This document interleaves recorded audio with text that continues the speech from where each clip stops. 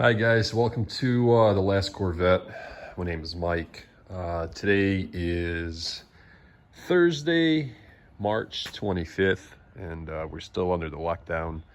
I had a chance to take the C6 out for a little rip, which I uploaded, just a tiny little portion uploaded onto YouTube yesterday, and today I kind of dedicated about an hour to getting this Volvo situated. And I explained in a few other videos, this is a family car. It's my dad's daily driver that was passed down by my grandpa when he passed. And even though this vehicle was very well maintained, it did blow a seal, a turbo. So the turbo basically was completely failed, and I'll show you guys that in a minute. So this is a Volvo cross country all-wheel drive, and I'm going to do this video, for if people are interested in replacing or fixing their own turbos, and this really applies. I mean, the specifics obviously are for Volvo, but this turbo was used on a lot of European vehicles and across basically the entire Volvo family. So as you can see, this is a Volvo XC70 all-wheel drive cross-country, and where the biggest question mark is everybody says, or at least the shops do anyway, they say that, hey, there's no way you can remove the turbo, which is sitting right there, without removing your front diff. Being that this is an all-wheel drive, believe it or not, the diff is actually right under the turbo. But it's not as bad as you or some people might think. The key here is the prep. So 90% of the labor-intense work and all the things that have to come off is going to happen from the top of the engine. The only time you're going to have to climb under the vehicle is to remove your T30 Torx screws. There are two on the turbo, and that's your oil return line. That's when you physically need to get under the car, and there is a window, and that window is on the driver's side of the transfer case, where you can reach in and get access to both of the T30 screws. If you try to do it from the top, it's really on a very odd angle to the firewall, and if you have bigger hands, you're going to have a lot of issues getting to the Torx screws, and if you do, breaking them loose. So I've replaced turbos before. This is the first time on a Volvo. So I did a little bit of research, and when I say research, I did a little bit of flashlight work from the top and from the bottom of this vehicle before I dove right into taking everything apart. But here's kind of key important facts when it comes to this vehicle or any vehicle that has a turbo. So this is a Volvo mounted turbo. This is not an aftermarket system. So the way it started is my father called and said that he started the vehicle, heard a noise, the noise went away, the vehicle warmed up, but he was still blowing a lot of white smoke. He described it as white smoke out of the exhaust. And mind you, this was about 2 months ago. And he said he didn't know if it was, the turbo or if it was head gasket. So I said, you know what, next time I'm, around, I'm going to swing by and take a look at your vehicle. So as you come around to the front engine area here, you approach a Volvo or any other vehicle if you're blowing, white smoke. And in this case, it was white with a little bit of blue, which was oil. But you would approach it, you would pull the dipstick out, look at the oil, the condition of the oil, the color of the oil, if it's mixing in with antifreeze. And normally, if it's mixing in with antifreeze, first of all, your oil levels are going to be up, or it's going to be mixed in and it's going to be super watery and it's going to be discolored. The second dead giveaway is if you look at your antifreeze or your coolant expansion tank, if you have a blown head gasket, sometimes in this vehicle it would, you would see bubbles, and also antifreeze would mix with oil, well, oil with antifreeze, whichever way you want to look at it. In this case, this vehicle passed both of the smell tests. So I had clean antifreeze here, and then I had clean oil in the engine, which was a good start. The other dead giveaway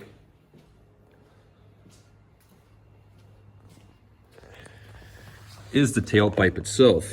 As you can see, it almost looks like somebody took a rag, dipped in oil, and made a clear outline. And what this is actually oil being burnt through the exhaust system and then kind of evaporating on top or on the outside of the exhaust pipe itself, or the tailpipe.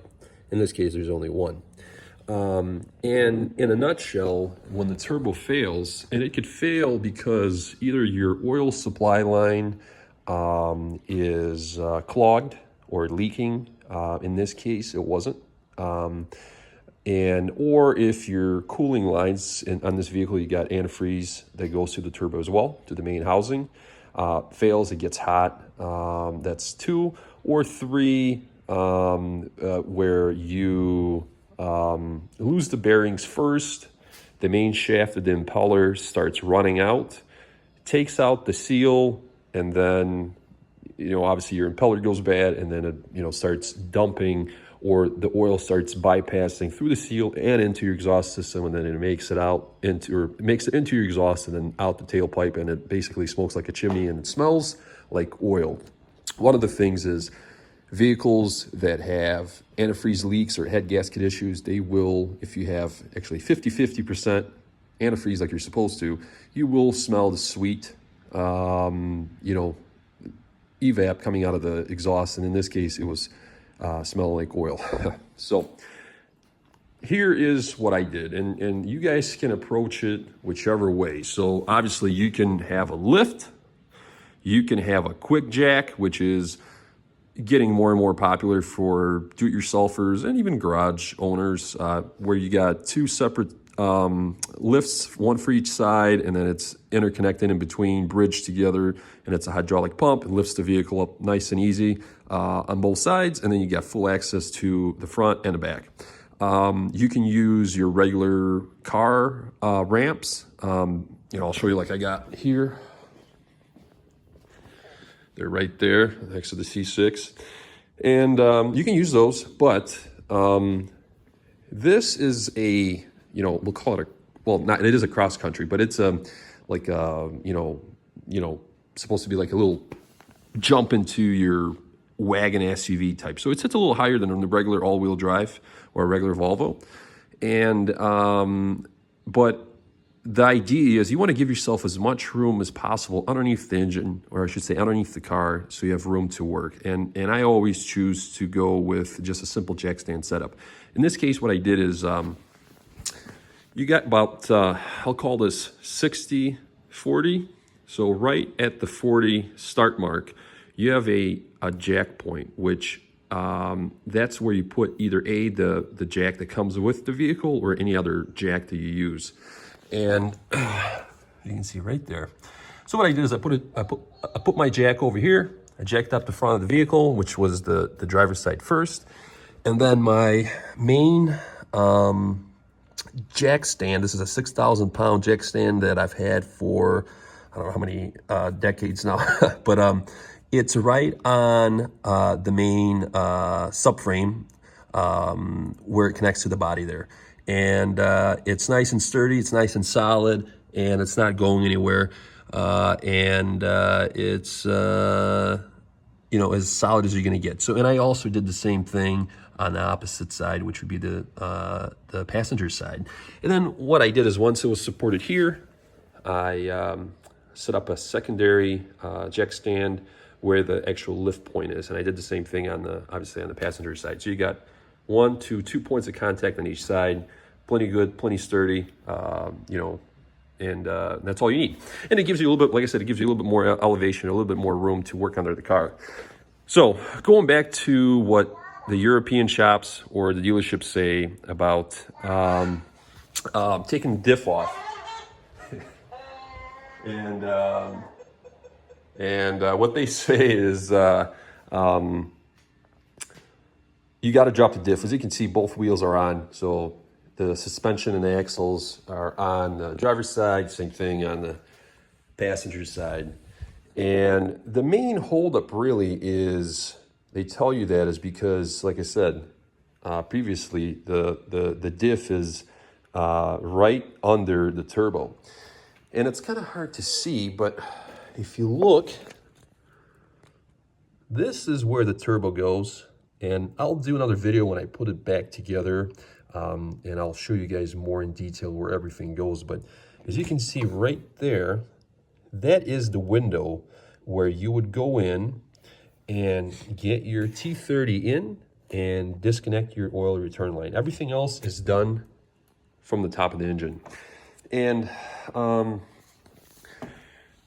obviously, you got to remove, this is a Volvo thing, you got to remove your crossover that connects, basically ties the two struts together. That has to come off. You got basically 2 bolts that got to come out on each side, and that pops right out. And that just gives you room to freely work on the backside of the engine.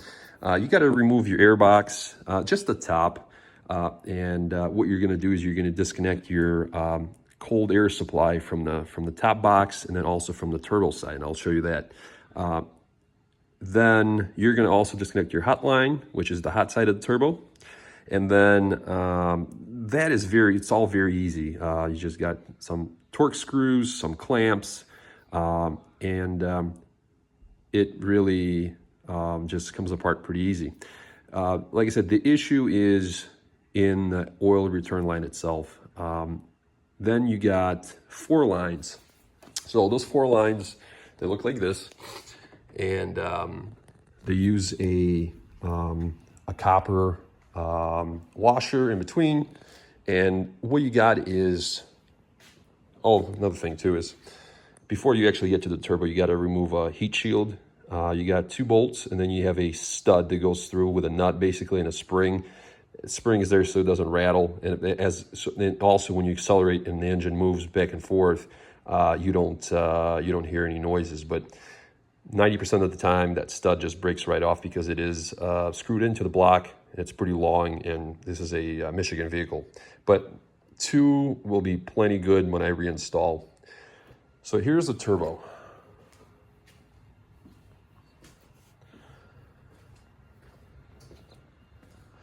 And like I said, I'm going to get it into the light when I reinstall. But here's a turbo.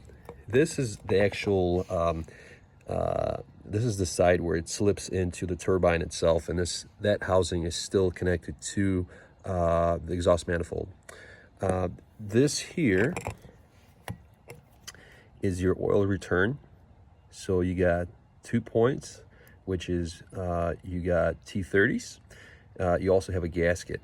In this case, it just had a single gasket and didn't have an O-ring. So, and I know this vehicle was never worked on as far as this turbo. Most of the kits do come with a new seal and an O-ring that goes on the oil supply line. So that is the dead giveaway I'm going to show you guys right now. So if you take this, hard. So you see there's movement. So that tells me that there should be no play. So that tells me the bearing and the guides are done. Also tells me that the seal is gone. And then as you can see, the actual impeller itself is pretty chewed up from the run out and hitting the main turbine housing. On this particular turbo model, you have, I'll show you right here. That is the part number. If you have a 2.5 liter Volvo engine, you have your oil return, and then you have your antifreeze, and then you have your oil in, oil out here, and then also antifreeze in and antifreeze out. So you're circulating 2 fluids. You're circulating your antifreeze in out. You're also circulating your oil feed in, and then you're dumping it back into the engine. And then you're also circulating your, there's a cold side, which is right here of the turbo, and there's a hot side, which is right here. That's the main, that crossover hot side tube that goes basically that center of the engine if you open the hood on these Volvos. On top of that, you got 2 vacuum lines here, and then you got one that's, it's bolted up actually right here, because the turbo sits like this in the vehicle. If you're looking from the top, down. And you also got another, the last vacuum line goes to the wastegate itself, and that sucks in the gate either in or out as you feed the throttle. But your options are, you can either get a complete new turbo, which I'm not going to do, or you can get a new insert. And the insert is held in with a snap ring. I'm going to soak this up, and then I'm going to remove the snap ring, beat the old insert or the cartridge out, and you know, basically reinstall the new one.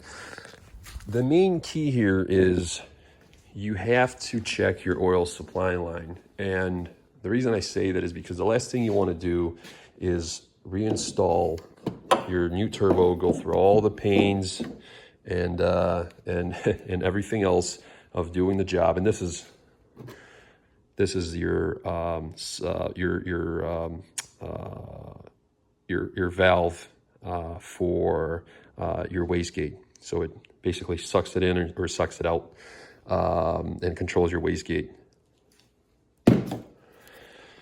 So it's basically like a air solenoid. So the main thing you want to do is you want to take, so you have everything taken off, you got everything taken apart. Right now is the time to inspect and look, so you don't have to do this again within you know, a few hundred miles or 1,000 miles. What you want to do is take a like a pop bottle, a small bottle, or whatever else you got, and crank the engine over and just let it run for a few seconds, and then look inside the bottle and see if you're actually supplying oil to the turbo. If you are, great. If you're not, then you have a clog, either somewhere in the line itself or in the engine. Sometimes you actually get a clog either in the oil galley or in one of the fittings leading to it. So that's really it for now in the nutshell. The main key here is you can remove the turbo without removing the diff. You can also buy the whole assembly used, remanufactured, new, or you can buy the insert and do it yourself. I always support going with the most reliable source, meaning that buy something that's obviously going to be aftermarket, but get something that's from a company that is, you shouldn't say well-known, but known to either reman or build, or they make turbo assemblies. Don't get something straight from China or from unknown source, because like I said, it's a lot of work, and the last thing you want to do is work on it every year or so. All right, so the next video is going to be, I'm going to disassemble and then reassemble the turbo, clean everything out. Obviously, I'm going to soak it, clean everything, and then get everything prepped. So I'm going to go through and check all my seals. I'm going to check all my fittings. I am going to check the oil supply, and I am going to make a video on the oil supply line, how to check it. And then when I start to do the reassembly, what I'm going to do is when I reinstall the turbo, the first thing I'm going to do, I'm actually going to mount the turbo back to the turbine housing. And then I'm going to climb under the car, and I'm going to show you guys the T30 screws and how to get to them. And then I'm going to show you guys basically the top of the turbo and all the lines put back in place and the vacuum lines.